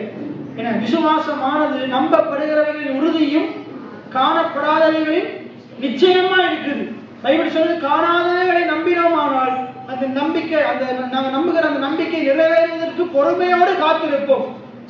எத்தனை பேர் ஆமீன் சொல்றீங்க? ஆண்டவர் உடைய வாழ்க்கையில் நிறைய காரியங்களை ஆயத்தம் பண்ணி வச்சிருக்கிறார். விசுவாசம் என்ன செய்யும்? அதை சுதந்திரித்துக் கொள்ளும். ஆனா உங்களுக்காக இனித்தான் ஆயத்தம் பண்ண போறார் இல்லை, உங்களுக்காக ஆண்டவர் ஏற்கனவே நிறைய காரியங்கள் ஆயத்தம் பண்ணி வைத்திருக்கிறார். நீங்க விசுவாசிச்சு சுதந்திரித்துக் கொள்ளுங்க. எத்தனை பேர் ஆமீன் சொல்றீங்க? உயிர்த்தெழுதல் என்பது இனி வரப்போகிற காரியம் அல்ல. உயிர்த்தெழுதல் என்பது இயேசுவை உயிர்த்தெழுதலா இருக்கிறார். நம்ம உயிர்ப்பிக்கிற இயேசு கிறிஸ்துவினுடைய ஆவி நமக்குள்ள இருக்குது. ரோமர் 8:11 என்ன சொல்லுது? கிறிஸ்துவை மரித்தோரிலிருந்து உயிர்த்தெழச் செய்தவருடைய ஆவியானவர் உங்களில் வாசமா இருந்தார். சாவுக்கு ஏதுவான இந்த சரீரத்தை அவர் உயிர்ப்பிப்பார். எத்தனை பேர் ஆமீன் சொல்றீங்க? இயேசுவை மரித்தோரிலிருந்து உயிர்ப்பித்த ஆவியானவர் எனக்குள்ள வாசமா இருக்கிறார். எத்தனை பேர் ஆமீன் சொல்றீங்க? அப்படியே நாம் அனைவரும் எழுந்திருந்து நாங்கள் கேட்ட இந்த வார்த்தை, இந்த சுவிசேஷத்தை நாங்கள் சற்று மீட்டு பார்ப்போம். விசேஷமா நான் பேசின காரியம் என்னென்றால், ஆண்டவர் நமக்கு நியமித்திருக்கிற இந்த வாழ்க்கையில நீங்களும் நானும் நீடித்த நாட்கள் வாழ வேண்டும் என்று ஆண்டவர் விரும்புகிறார். ஆகையினாலே இந்த உலகத்தில் வருகிற கஷ்டங்கள், பாடுகள், எப்படிப்பட்ட உபத்திரவமா இருந்தாலும், மனிதர்கள் உங்களை ஏமாற்றினாலும், நீங்க நம்புகிற மனுஷன் உங்களை ஏமாற்றினாலும், கடன் பிரச்சனையோடு இருந்தாலும், வியாதியாக இருந்தாலும், தயவு செய்து உங்களுடைய உயிர்களை நீங்களே மாய்த்துக் கொள்ள வேண்டாம். தற்கொலை செய்ய வேண்டாம். தற்கொலை செய்கிற எண்ணமே வேண்டாம். அது ஆண்டவருக்கு பிரியமானது அல்ல. ஆண்டவர் அதை வெறுக்கிறார். அதே போல உங்களை கொல்லக்கூடிய எந்த காரியத்திலும் நீங்கள் ஈடுபட வேண்டாம். அதாவது மதுபானம், அதே போல போதை வஸ்துக்கள், யாராவது இன்றைக்கு அது போன்ற காரியத்தில் அடிமையாக இருப்பீர்கள் என்றார். அதே போல புகைத்தல், அது உலகமே சொல்லுது, அது நாட்டிற்கும் வீட்டுக்கும் கேடு என்று சொல்லுது. ஆண்டவர் கொடுத்த அருமையான ஜீவனை, ஆத்மாவை, ஆண்டவர் கொடுத்த அருமையான சரீரத்தை அழிக்க வேண்டாம். அது ஆண்டவருடையது. உடைய சரீரம் கர்த்தருடையது. அது கர்த்தருடைய ஆலயமாய் இருக்கிறது. அது கெடுக்க வேண்டாம். பலவிதமான பிரச்சனைகளால கையை காலை வெட்டிக்கொள்ள வேண்டாம். ஒருபோதும் மரணம், கொலை ஆண்டவருக்கு பிரியமானதல்ல. அது ஆண்டவருடைய சொத்தா இருக்கிறது. ஆண்டவர் கொடுத்த சரீரமா இருக்கிறது. ஆகையினால் இந்த விசுவாச வாழ்க்கையில் எவ்வளவு கஷ்டம் துன்பங்கள் வந்தாலும் பயப்படாமல், கவலைப்படாமல், கர்த்தர் அதிலிருந்து எங்களை விடுவிப்பார், தப்புவிப்பார். நான் சாகாமல் பிழைத்திருந்த கர்த்தருடைய செய்கைகளை விவரிப்பேன். இன்று கண்ட எகிப்தியரை நான் காண மாட்டேன். இன்றைக்கு என்னுடைய வாழ்க்கையில் இருக்கிற துன்பம் இருக்காது. கர்த்தர் அது எல்லாவற்றையும் மாற்றி போடுவார் என்ற நிச்சயத்தோடு நாங்கள் நீடித்த நாட்கள் வாழ வேண்டும். அவர்களை விடுவிக்கிறது அந்த சுவிசேஷத்தை மற்றவர்களுக்கு சொல்ல வேண்டும். அவர்களுக்கு செய்த நன்மைகளை சொல்லுவதற்காகவே நாங்கள் வாழ வேண்டும். அவர் நமக்கு செய்த காரியங்களை மற்றவர்களுக்கு பறைசாற்றுவதற்காகவே நாங்கள் வாழ வேண்டும். எதை குறித்து நாங்கள் கலங்கக்கூடாது, கவலைப்படக்கூடாது. நம்முடைய கவலைகள், பாருங்கள், எல்லாம் நாங்கள் விசுவாசிக்கிற ஆண்டவர் மேல வைக்க வேண்டும். நாங்கள் விசுவாசிக்கிற ஆண்டவர் இன்னார் என்பதை அறிந்து கொள்ள வேண்டும். அவர் எங்களை தப்புவிக்க வல்லவராய் இருக்கிறார். அவர் எங்களை தப்புவிக்க வல்லவராய் இருக்கிறார். அவர் எங்களை தப்புவிக்க வல்லவராய் இருக்கிறார். அவர் எங்களை காத்துக்கொள்ள வல்லவராய் இருக்கிறார். அவர்களை காத்துக்கொள்ள வல்லவராய் இருக்கிறார். ஆயிரம் தடைகளை மாறித்தாலும் கொஞ்சமும் பயமில்லையே. சொல்லும், ஆயிரம் தடைகளை, ஆயிரம் தடைகளை மாறித்தாலும் கொஞ்சமும் பயமில்லையே. அனுப்பிய தேவன் பெரியவரே, என் தடையிலும் பெரியவரே. சொல்லும், அனுப்பிய தேவன், அனுப்பிய தேவன் பெரியவரே, என் தடையிலும் பெரியவரே. அக்கினி சூளையில், அக்கினி சூளையில் எறிந்த போதும் என் பக்கம் நின்றவரே. அக்கினி சூளையில் நின்ற போதும் என் பக்கம் நின்றவரே. கருகின வாசனை, கருகின வாசனை இல்லாமலே கருத்தோடு காப்பவரே. கருகின வாசனை இல்லாமலே கருத்தோடு காப்பவரே. ஏல் மோஷா என்னை காப்பவரே. ஏல் மோஷா உருவாக்கினீரே. உருக்குலைந்த யாக்கோபை இஸ்ரவேலாய் மாற்றினீரே. இயேசு என்னை அழைத்தாரே. இயேசு என்னை விடுவித்தாரே. உருக்குலைந்த பாவி என்னை நீதிமானாய் மாற்றினாரே. அவர் நம்மை நீதிமான்களாக மாற்றினவராய் இருக்கிறார்.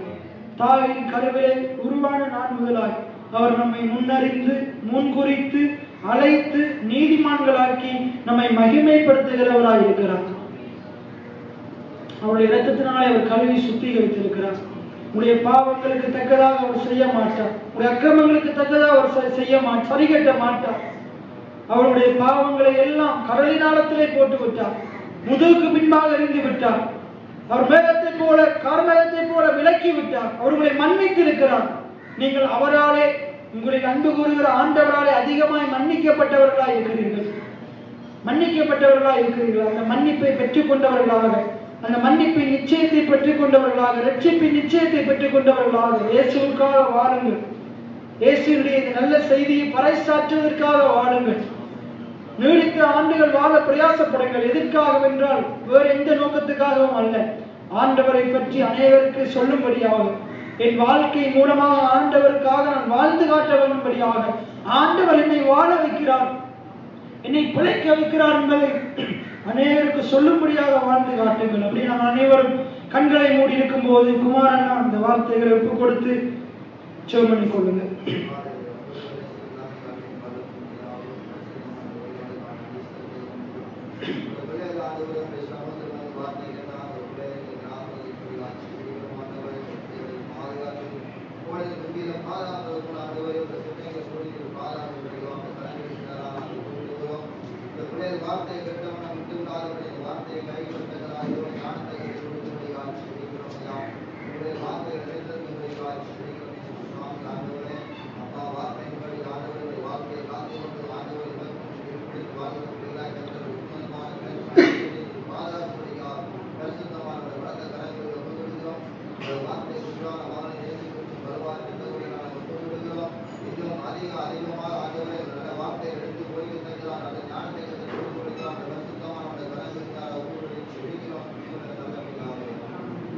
கர்த்தர் உன்னை ஆசீர்வதித்து உன்னை காக்க கடவர். கர்த்தர் தம்முடைய முகத்தை உன்மேல் பிரசன்னம் பண்ணி உன்மேல் கிருபையாய் இருக்க கடவர். கர்த்தர் தம்முடைய மகிமை முகத்தை உன்மேல் பிரசன்னமாக்கி உனக்கு சமாதானத்தை கட்டளையிட கடவர். கர்த்தர் நீங்கள் மரண பரியந்தம் உண்மையா இருக்கும்படிக்கு அவருடைய வசனத்தின் மூலமாக உங்களை தொடர்ந்து நடத்துவாராக, உங்களை வாழ வைப்பாராக. என் ஆத்துமாவே கர்த்தரை சோஸ்தரி, என் முழுவதுமே கர்த்தருடைய பரிசுத்த நாமத்தை சோஸ்தரி. என் ஆத்துமாவே கர்த்தரை ஸ்தோத்திரி. கர்த்தர் செய்த சகல உபகாரங்களை மறவாதே. ஆமென். கர்த்தர் உங்களை ஆசீர்வதிப்பாராக.